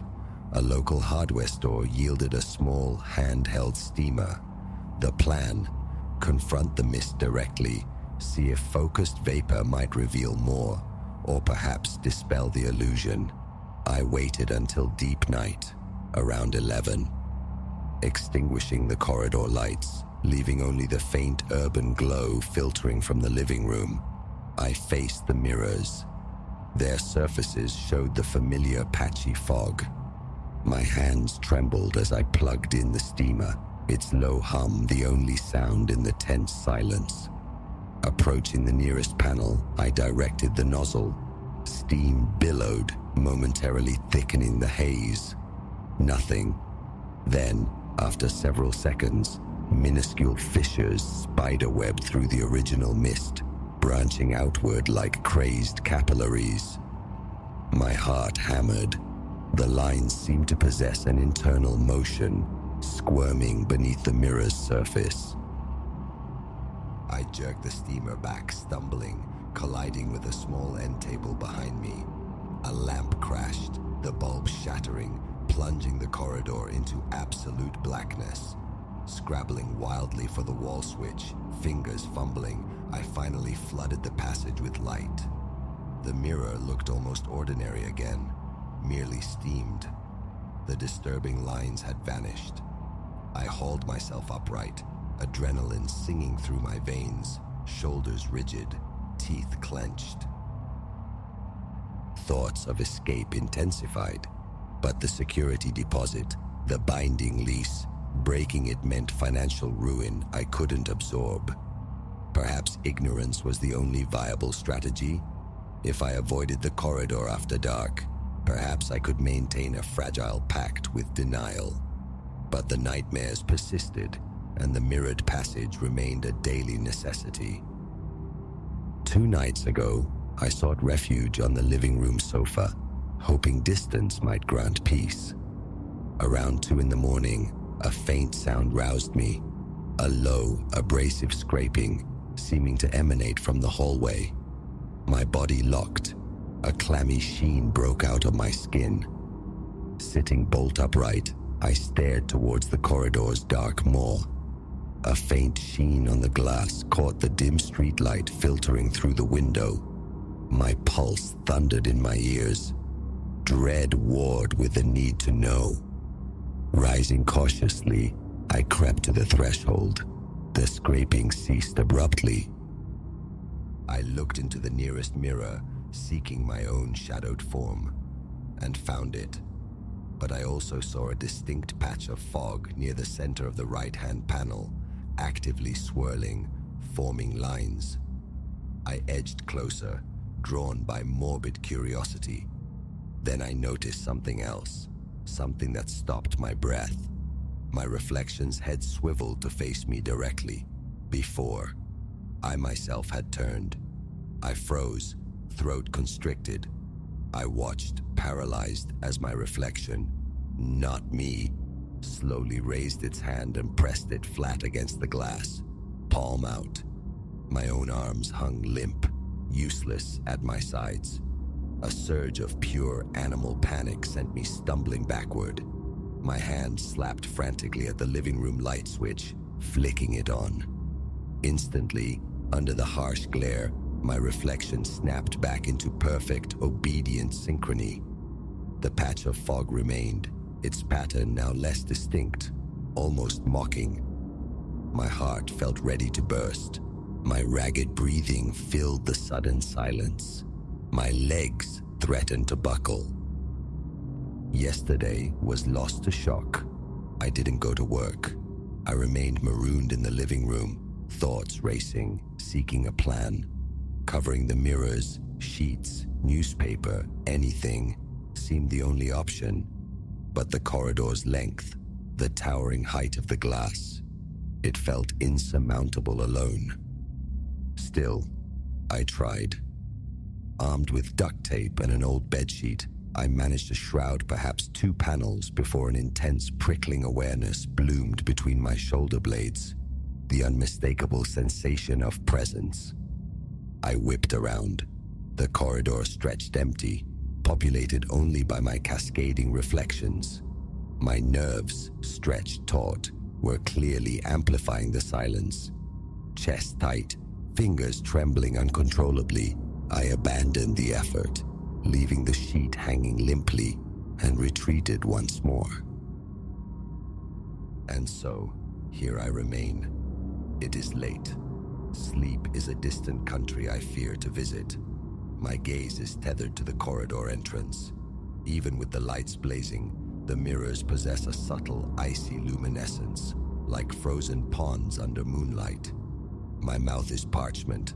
My hands are cold. Every creak of the building, the groan of pipes, the distant hum of the elevator jolts me. Flight beckons, but financial chains bind me here. I contemplate violence, shattering the glass, but the cost, the unknown consequences of unleashing whatever resides within, chills me to the bone. For now, the plan is containment. Perhaps furniture, stacked high, can form a barricade, sealing off the passage, keeping the mirrors from my sight. A desperate measure born of desperation. I wish I could dismiss this as an overtaxed mind, a trick of the light. But the tactile resistance of the glass, the shifting sigils in the fog, the indelible image of my reflection moving with its own volition, these are truths branded onto my psyche. I saw its hand press against the glass while mine remained still. The powerlessness is crushing. The simple act of walking to my bedroom now feels like traversing hostile territory. My heart accelerates, breath quickening at the mere thought. Will it worsen? Will it repeat endlessly? Fear of the answer paralyzes me, yet I am trapped here. This apartment, this prison of reflections, is all I have. I will attempt to block the corridor. I have to. Keep the mirrors unseen. I tell myself this is real, not imagined. I felt it. I saw it. I can only hope to endure the night without another descent into nightmare, without the mirrors somehow calling me back. That is the extent of my current strategy. Sit here, keep the lights burning, avert my gaze from any polished surface, wait for morning, for the temporary reprieve of daylight. But night always returns, and I feel, with a certainty that settles cold and heavy in my gut, that the mirrors are not finished with me yet.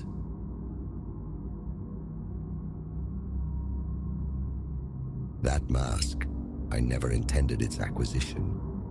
Meandering through the weekend sprawl of an antiques bazaar, my gaze snagged, abruptly tethered to its stark geometry of crimson and soot. A current, sharp and unexpected, shot through me. Surprise, I reasoned initially.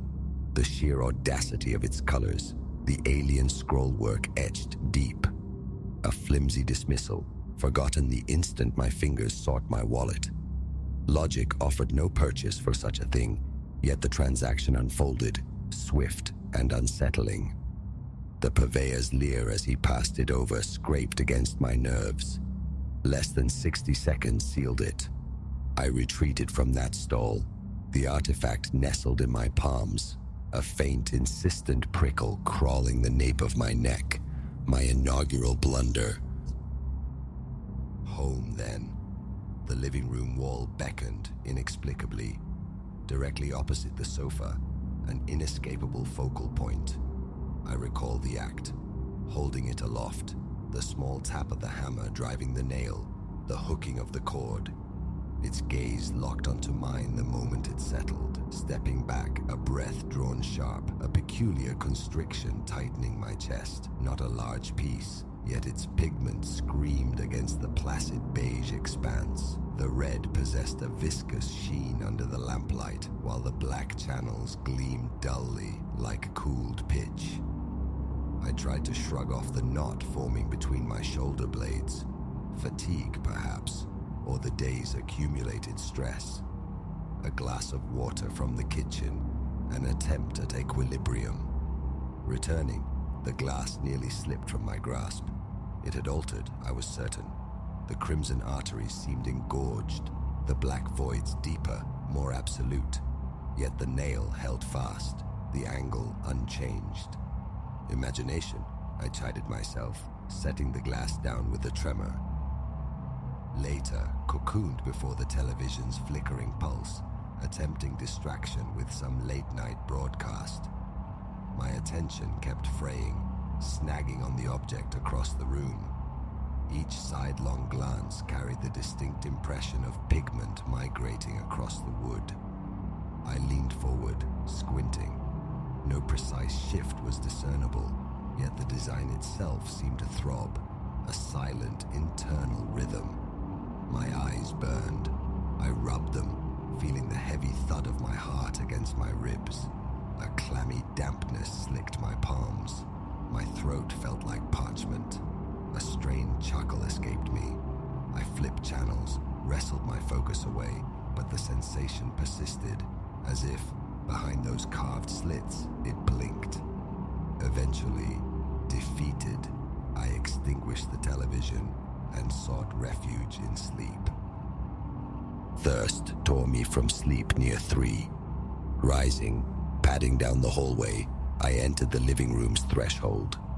The lamp remained dark, but streetlight bled through the blinds, casting skeletal shadows. My vision swam, adjusting to the gloom, then fixed upon the mask. Breath hitched, heart hammered a frantic tattoo against my sternum. I could have sworn its eyes, those vacant carved apertures, swiveled, following my hesitant advance.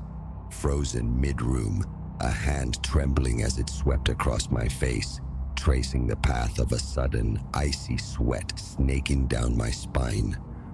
Denial warred with certainty. It was tracking me. Sleep, thereafter, was a shallow, troubled affair.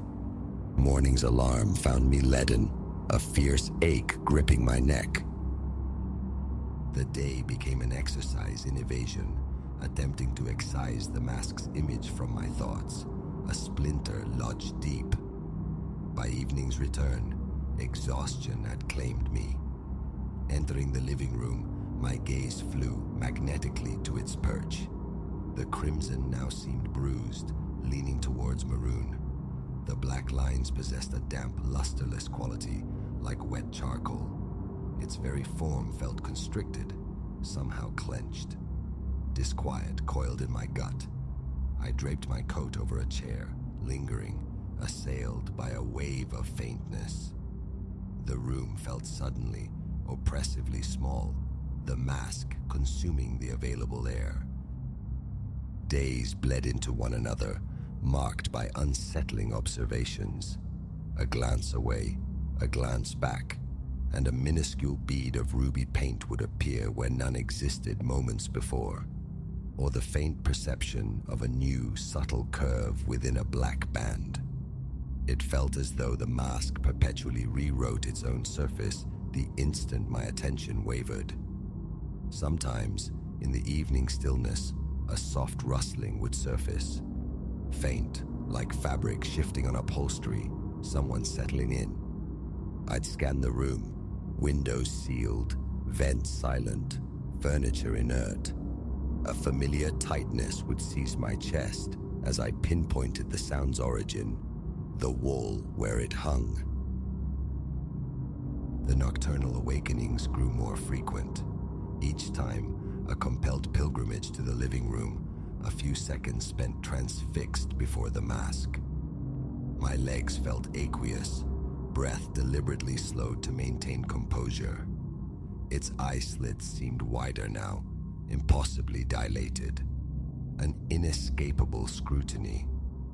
Retreating to the kitchen for water, I'd feel its presence pressing at my back, a tangible lean. Vertigo threatened, vision blurring at the edges. Returning to bed was always accompanied by a sheen of cold perspiration. One Saturday morning, resolve surfaced. I would dust the living room. Perhaps, I reasoned, routine domesticity could quell the burgeoning phantoms of my imagination.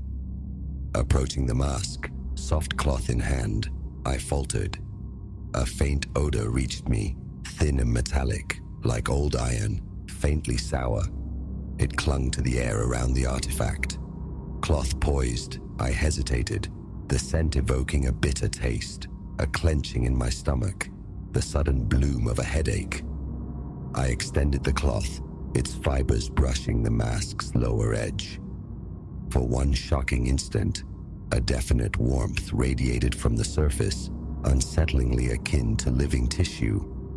The cloth tumbled from my numb fingers. I scrambled backward, nearly felling the coffee table in my haste. That same afternoon, the decision crystallized. Remove it. Banish it. My hands betrayed me, trembling as they reached. Fingertips grazed the carved edges. A vibration, subtle yet undeniable, hummed through the wood, up my arms, tensing the muscles. I recoiled as if burned, taking several stumbling steps back. My heart hammered violently, breath catching raggedly in my throat. Eyes squeezed shut, I counted slowly, forcing steadiness. Then, turning sharply, I marched from the living room, pulling the door firmly shut behind me. Cowardice felt like a physical weight, yet no alternative presented itself. Sleep now demanded precautions. The bedroom door secured, a small lamp casting a constant, weak glow in the hallway. Darkness felt predatory, the mask's proximity a palpable threat just beyond the partition. Some nights, faint rhythmic tapping seemed to emanate from the living room. Other nights offered only silence, amplifying the frantic churn of my own thoughts as I stared, sleepless, at the ceiling. Dreams became fractured, unsettling landscapes that left me depleted by morning. A perpetual vice gripped my shoulders. Appetite waned, focus dissolved. A sudden, inexplicable urge in the bathroom, mid-hand washing. Is there something on my face? The thought arrived unbidden, leaning towards the mirror, scrutinizing my reflection. Pallor, bloodshot eyes. Then, a lurch in my chest. For a sliver of a second, another visage stared back. Stark white eyes, skin painted in jagged streaks of crimson and black. Less than a heartbeat it lasted, yet enough to send me staggering, hand slipping on the wet porcelain. A trick of the light, I insisted, shaking my head. But the insistent pounding behind my temples refused to subside. After that, the phantom face ambushed me from any polished surface. The darkened pane of a window at night, the blank obsidian of the television screen, even the high gloss of the kitchen tiles. Each fleeting glimpse, those white staring eyes, the brutal red and black markings, delivered a visceral jolt, a sickening drop in my stomach. A blink, and my own harried reflection returned. Always instantaneous, always leaving my pulse erratic. Another time, standing vigilant in the living room, every light ablaze against encroaching shadows. Something glinted near the mask's lower edge, droplets glistening wetly. Closer inspection revealed a viscous liquid, dark crimson bordering on brown. A finger extended, then froze. A profound chill permeated my body, nausea surging. Fetching an old rag, I attempted to wipe the droplets clean. They smeared, staining the wall faintly. A high-pitched ringing commenced in my ears.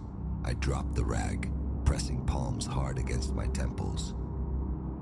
A conviction began to coalesce, unbidden yet insistent. The mask required something. Not mere attention, but an action, a rite. It felt like a low, persistent hum beneath my thoughts, a demand for appeasement. What specific performance it craved remained obscure, a tormenting blank. I found myself pacing the confines of the living room, staring, waiting for elucidation. My chest remained perpetually tight. I gnawed my nails raw. Nights offered no respite. Days were strung taut with apprehension.